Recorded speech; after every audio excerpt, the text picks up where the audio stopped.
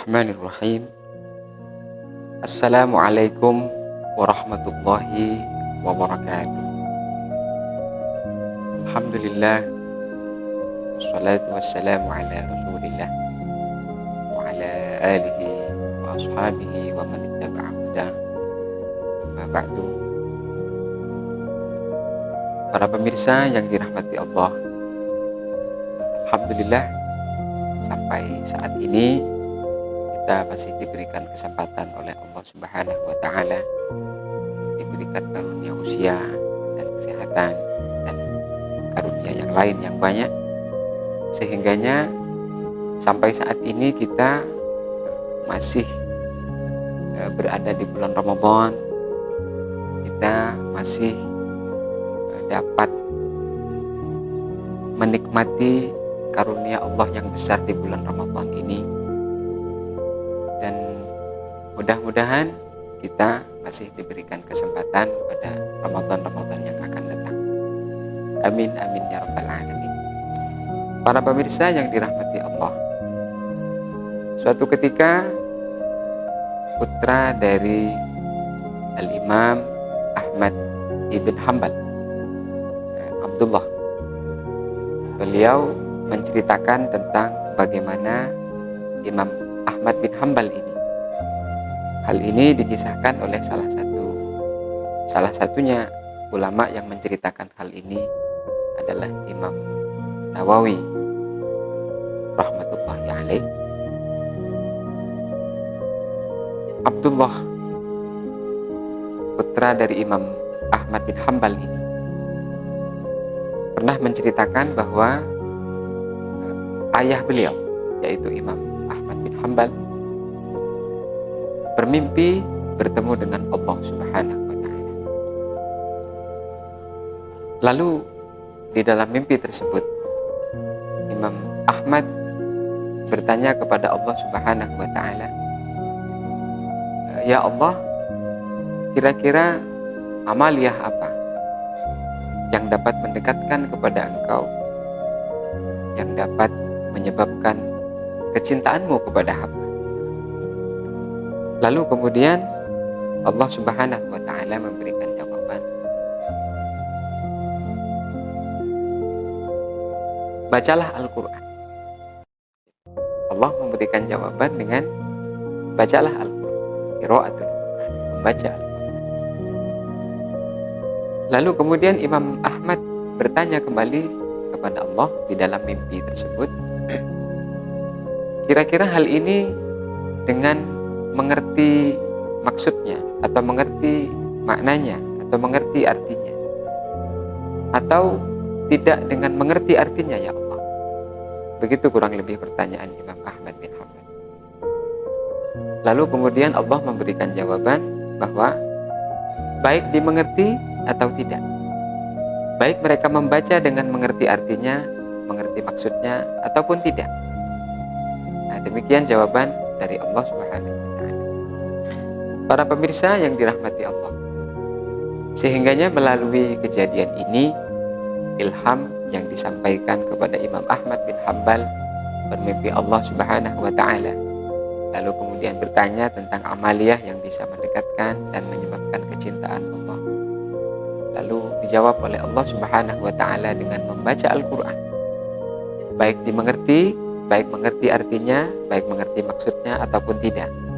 Maka dua-duanya mendekatkan, aktivitas membaca Al-Quran ini mendekatkan dan menyebabkan kecintaan Allah Subhanahu wa Ta'ala. Para pemirsa yang dirahmati Allah, bahwa lalu jika dikaitkan dengan doa, persoalan doa, salah satu faktor diijabahnya doa kita yaitu ketika kita bersungguh-sungguh dalam berdoa. Kemudian juga kebersihan hati kita juga mempengaruhi itu. Lalu kemudian yang berikutnya, faktor dari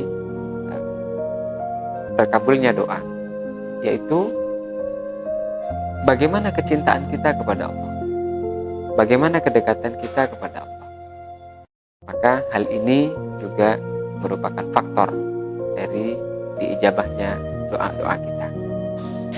Para pemirsa yang dirahmati Allah, ada hal menarik di dalam Al-Quran ketika Al-Quranul Karim berbicara tentang persoalan Ramadan.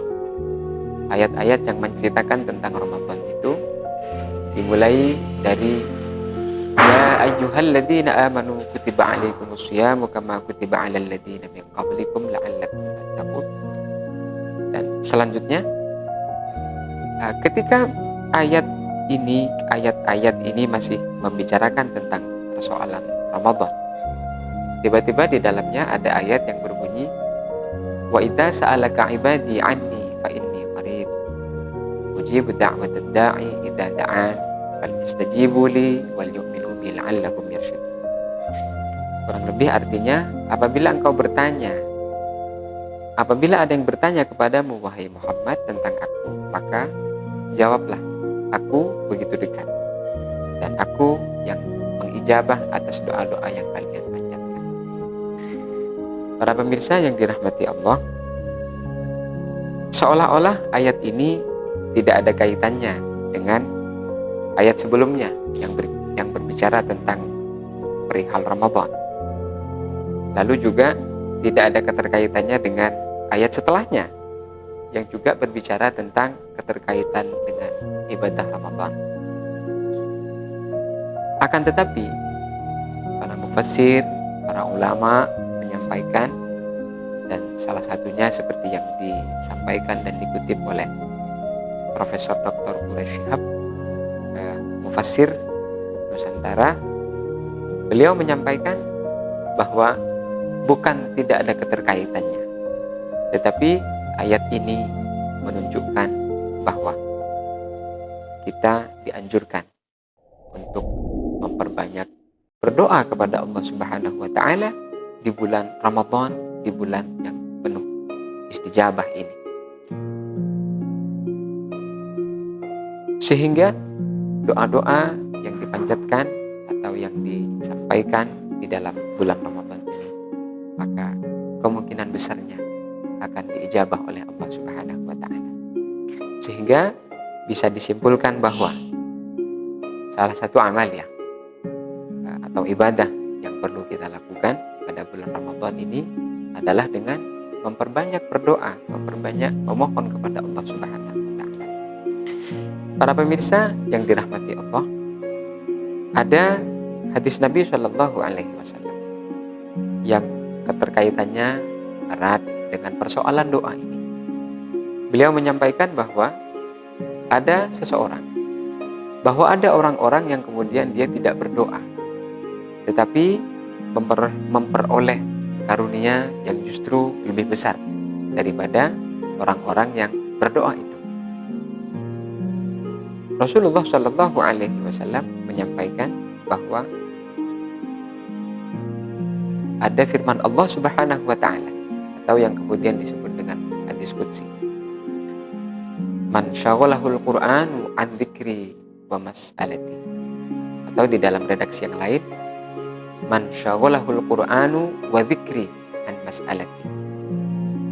A'taituhu afdhala ma u'tiyas sa'ilin. Jadi barang siapa yang kemudian disibukkan dengan Al-Qur'an atau disibukkan dengan zikir, dan salah satu zikir yang paling afdal itu adalah Al-Quranul Karim, sehingga dia tidak memiliki kesempatan untuk berdoa, dia tidak memiliki waktu untuk memanjatkan doa kepada Allah Subhanahu wa taala, maka bagi orang-orang yang demikian ini, a'taituhu afdhala ma u'tiyas sa'ilin, Allah akan memberikan kepadanya karunia atau sesuatu yang bahkan melebihi dari orang-orang yang berdoa tersebut. Para pemirsa yang dirahmati Allah, mengapa demikian? Karena wa fadlu kalamillahi ala sa'iril kalam ka fadlillahi ala khalqi. Sebagaimana lanjutan hadis tersebut, bahwa perbandingan keutamaan antara firman Allah dengan kalam-kalam yang lain, fadlillahi ala khalqi, sebagaimana keutamaan Allah Subhanahu wa taala dengan mana hal ini tentu sangat berbeda, dan tentu kalamullah merupakan hal yang mulia sebagaimana Allah atas para makhluk. Sehingganya orang-orang yang kemudian sibuk dengan Al-Quran, kemudian sibuk dengan zikir, tidak hanya membaca Al-Quran tetapi juga mempelajari, kemudian mengamalkan. Maka jika kemudian tidak memiliki kesempatan untuk berdoa, dia hanya sibuk dengan itu, maka sebagaimana hadis qudsi ini, Allah akan memberikan jaminan, memberikan karunia yang justru lebih baik daripada orang-orang yang berdoa itu. Para pemirsa yang dirahmati Allah, maka inilah yang perlu kita lakukan dengan memperbanyak doa di bulan Ramadan ini, di bulan yang suci ini. Insya Allah doa-doa yang dipanjatkan dalam bulan Ramadan ini akan diijabah oleh Allah Subhanahu wa Ta'ala karena keberkahan bulan ini. Lalu kemudian ada cara lain, jikalau kemudian kita tidak berdoa, lalu kita menginginkan karunia dari Allah Subhanahu wa Ta'ala, maka perbanyaklah membaca Al-Quran, perbanyaklah hal-hal yang berkaitan dengan Al-Quran, berbanyak zikir. Kalau kemudian kita tidak sempat untuk berdoa dikarenakan kesibukan itu, maka Allah akan memberikan karunia yang lebih dari yang diberikan kepada orang-orang yang meminta. Para jamaah, para pemirsa yang dirahmati Allah, terakhir kami ingin menyampaikan apa yang disampaikan oleh Sayyidina Umar radhiyallahu an, apa yang disabdakan oleh Rasulullah sallallahu alaihi wasallam. Beliau bersabda, "Innallaha yarfa'u bihadzal kitabi aqwaman wa yadh'u bihi akharin." Rawahu Muslim atau kama qala Nabi sallallahu alaihi wasallam, bahwa Rasulullah bersabda, Allah mengangkat derajat seseorang atau suatu kaum dengan sebab kitab Al-Quran ini. Akan tetapi di sisi lain, Allah juga wa yad'u bihi akharin, Allah akan menghinakan derajat seseorang atau derajat suatu kaum juga dikarenakan karena Al-Quranul Karim. Tentu yang dimuliakan Allah adalah yang benar-benar membaca, mempelajari, kemudian mengamalkan apa-apa yang di dalam Al-Quran. Yang dihinakan Allah adalah orang-orang yang abai terhadap Al-Quran, lalu dia abai atas pengamalan apa-apa yang tersirat di dalam Al-Quran. Yang juga perlu kita minta kepada Allah Subhanahu wa Ta'ala, selain kita mohon pengampunan, selain kita mohon pemaafan kepada Allah Subhanahu wa Ta'ala, maka kita mohon supaya Allah Subhanahu wa Ta'ala mengangkat derajat kita, mengangkat derajat keluarga kita, mengangkat derajat para guru-guru kita, sanak famili dan handai taulan kita, dengan sebab keberkahan Al-Quranul Karim. Ini yang juga perlu kita minta, ketinggian derajat di hadapan Allah Subhanahu wa Ta'ala karena sebab Al-Quran. Para pemirsa yang dirahmati Allah, mudah-mudahan di bulan puasa yang tinggal beberapa hari ini kita bisa memaksimalkan diri kita dalam ibadah, wabil khusus dalam interaksi kita dengan Al-Quranul Karim.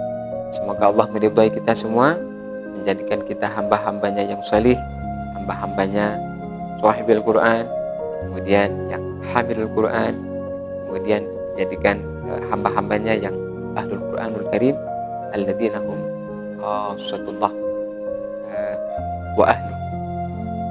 Kurang lebihnya demikian. Allahul muwaffiq ila aqwamit thariq. Hadanallahu wa iyyakum ajma'in. Wassalamualaikum warahmatullahi wabarakatuh.